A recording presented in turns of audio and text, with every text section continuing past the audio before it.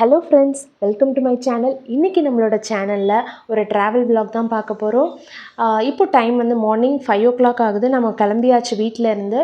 திருச்சியில் இருக்கிற சமயபுரம் கோயிலுக்கு தான் போகிறோம், பாப்பாவுக்கு மொட்டை அடிக்கிறதுக்காக. இது ரொம்ப நாள் வேண்டுதல், பட் இன்றைக்கி தான் நம்மளால் போக முடிஞ்சுது. அண்ட் சமயபுரம் பற்றி நிறைய இன்ட்ரெஸ்டிங்கான விஷயங்கள் எனக்கு தெரிஞ்சதை நான் உங்கள் கூட ஷேர் பண்ணணும்னு நினச்சேன்.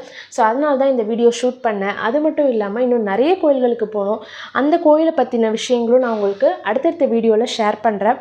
ஸோ இந்த vlog வந்து உங்களுக்கு ரொம்பவே இன்ட்ரெஸ்டிங்காக ஸ்பிரிச்சுவலாக இருக்கும் அப்படின்னு நம்புகிறேன். ஸோ வாங்க நம்ம வீடியோக்குள்ளே போகலாம்.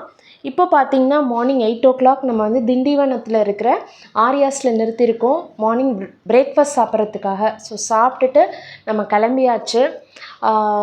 சமயபுரத்தால் பற்றி பேசணும் அப்படின்னாலே மெய்சில் இருக்கும். அவ்வளோ ஒரு சக்தி வாய்ந்த அம்மன் அவங்க. ஸோ அவங்க வந்து எப்படி சமயபுரத்துக்கு ஃபஸ்ட்டு வந்தாங்க, அதுக்கு முன்னாடி எங்கே இருந்தாங்க அப்படின்ற அந்த கதையை ஃபஸ்ட்டு நான் உங்களுக்கு சொல்கிறேன்.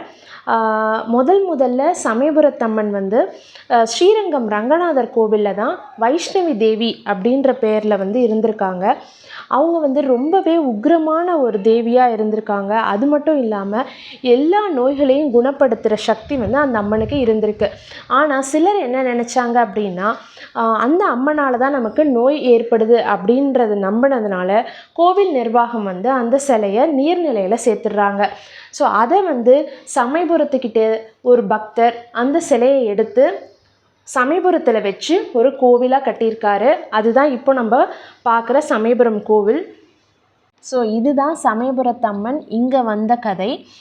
இங்கேருந்து மக்களுக்கு அருள் பாலிச்சிட்ருக்காங்க அப்படிங்கிறது நிதர்சனமான உண்மை. அது வந்து அனுபவித்தவங்களுக்கு கண்டிப்பாக புரியும். ஃபைனலாக நம்ம வந்து கோவிலுக்கு வந்துட்டோம். வந்து ஃபஸ்ட்டு பாப்பாவுக்கு மொட்டை போட்டுடலாம் அப்படின்னு சொல்லிட்டு போனோம். போகிற வழியிலே நிறைய இடங்கள் இருக்குது. இங்கே வந்து மொட்டை போடுங்க அப்படின்னு சொல்லி கூப்பிட்றாங்க. தயவு செஞ்சு யாருமே அங்கே போக வேணாம். ஏன்னா கோவில்லே வந்து மண்டபம் இருக்குது. அங்கே வந்து எல்லாருக்குமே ஃப்ரீயாகவே மொட்டை போடுறாங்க. ஸோ அங்கே போகலாம். இது எல்லாமே வந்து பணம் கொடுத்து நம்ம வந்து மொட்டை போடுற மாதிரி இருக்கும். இந்த வழியாக போனோம் அப்படின்னா நமக்கு வந்து எந்த அனௌன்ஸ்மெண்ட்டுமே இல்லை. ஸோ தெரியாதவங்க கண்டிப்பாக வந்து இங்கே போய் மொட்டை போட்டுருவாங்க. நாங்கள் போனப்போ வந்து அந்த கடைக்கிட்டேயே போர்டு போட்டிருந்தாங்க, யாரும் வெளியில் மொட்டை போட வேண்டாம், மண்டபத்துக்கு வாங்க அப்படின்னு சொல்லிட்டு. ஸோ நாங்கள் போயிட்டோம். ஸோ உங்களுக்கும் இந்த இன்ஃபர்மேஷன் தெரியணும் அப்படின்னு நினச்சேன். ஸோ அம்மனை பற்றி அப்புறம் இந்த கோவிலை பற்றின சிறப்பான சில விஷயங்களை பார்க்கலாமா? கோவில் முன் மண்டபத்தில் தூங்கினா நடுஜாமத்தில் அம்மனோட கொலுசு சத்தம் கேட்குது அப்படின்னு இந்த ஊர் மக்களால் அங்கே தங்கி இருக்கிறவங்களால நம்பப்படுது. அதுக்கப்புறம் ரெண்டாவது விஷயம் பார்த்திங்கன்னா, நம்ம தான் சுவாமிக்கிட்ட வந்து விரதம் இருப்போம் நம்மளுக்கு தேவை அப்படின்றதுனால. ஆனால் இந்த சமயபுரத்தம்மன் உலக மக்கள் நன்மைக்காக அவங்களே வந்து விரதம் இருக்காங்க. ஆமாம், மாசி மாதம் கடைசி ஞாயிற்றுக்கிழமை வந்து இவங்க வந்து பச்சை பட்டினி விரதம் அப்படின்னு ஒரு விரதம் இருக்காங்க.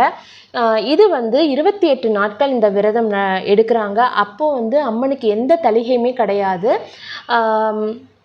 விரதம் நல்லபடியாக நடக்கணும் அப்படிங்கிறதுனால இங்கே வந்து பூச்செறிதல் விழா வந்து ரொம்பவே சிறப்பாக நடத்துகிறாங்க.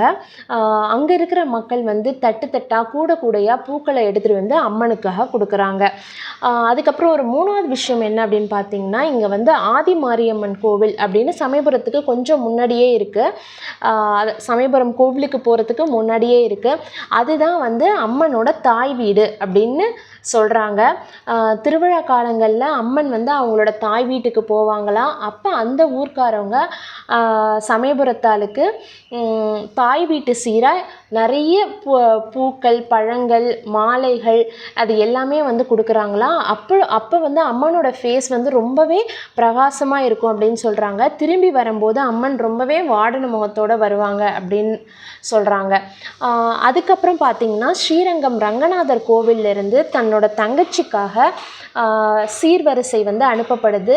பூக்கள், மாலைகள், பட்டுப்புடவைகள், பழங்கள் இதெல்லாமே வந்து அனுப்புகிறாங்க சீரா.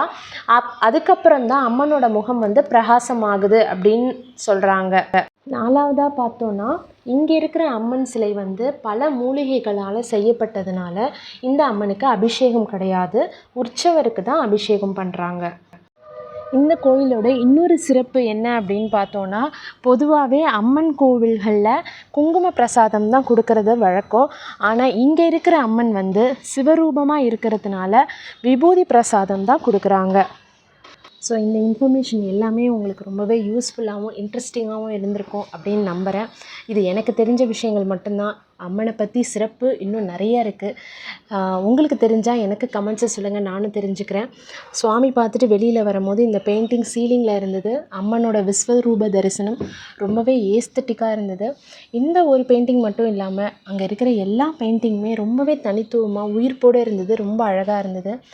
அம்மன்கிட்ட வந்து நம்மளோட மனக்குறையெல்லாம் சொல்லிவிட்டு வெளியில் வரும்போது மனசு ரொம்ப லேசாகி அந்த ஃபீலிங் ரொம்பவே நல்லா இருந்தது.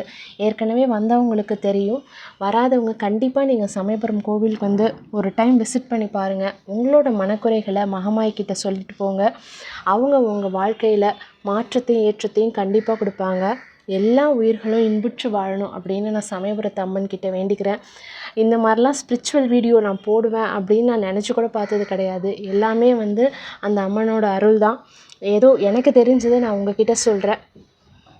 ஏதாவது தப்பாக இருந்தால் என்னை மன்னிச்சிடுங்க. அது மாதிரி ஏதாவது தப்பான இன்ஃபர்மேஷன் சொல்லியிருந்தால் அது கண்டிப்பாக கமெண்ட்ஸை சொல்லுங்கள், நான் திருத்திக்கிறேன். ஃப்ளூயண்ட்டாக கொஞ்சம் வரலை, ஏன்னா ரொம்ப நாள் ஆயிடுச்சு பேசி.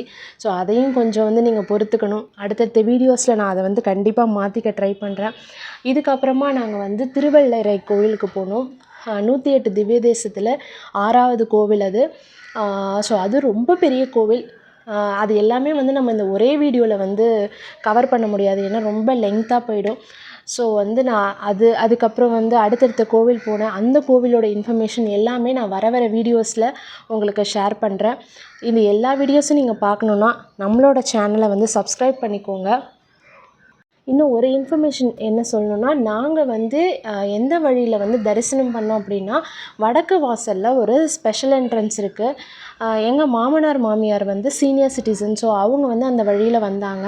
தம்பிக்கு வந்து இப்போ தான் 1 வயசு முடிஞ்சிருக்கு. ஆனால் குழந்தைங்க வந்து 6 மாத குழந்தையா இருந்தால் மட்டும்தான் அந்த பக்கமாக வந்து அலோவ் பண்ணுறாங்க. நம்ம கொஞ்சம் ரெக்வஸ்ட் பண்ணி கேட்டதுனால நம்மளை வந்து உள்ளே விட்டாங்க. ஆனால் எங்கள் ஹஸ்பண்டுக்கு வந்து டிக்கெட் எடுக்க சொன்னாங்க. ஸோ இது ஒரு இன்ஃபர்மேஷன் உங்கள்கிட்ட நான் ஷேர் பண்ணிக்கிறேன். ஸோ நெக்ஸ்ட் வீடியோவில் பார்க்கலாம். தேங்க்யூ ஸோ மச் ஃபார் வாட்சிங். இது வரைக்கும் ஃபுல்லாக பார்த்ததுக்கு தேங்க்யூ.